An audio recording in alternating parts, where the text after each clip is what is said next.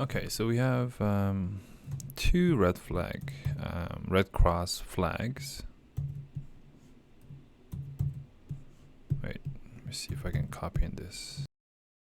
We have two. So if this is, for example, x, they're saying this is x minus 10. It's 10 centimeters shorter. Okay.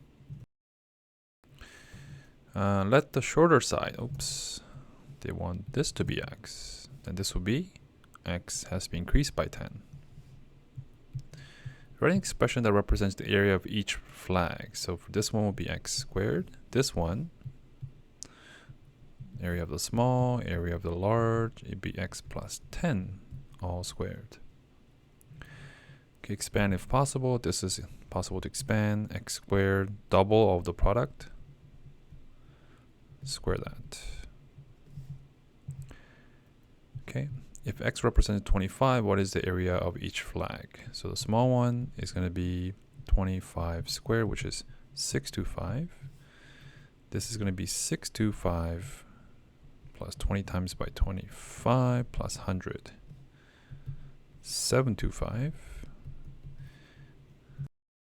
It's 500, so it's going to be 1225. Okay, and it's in centimeters.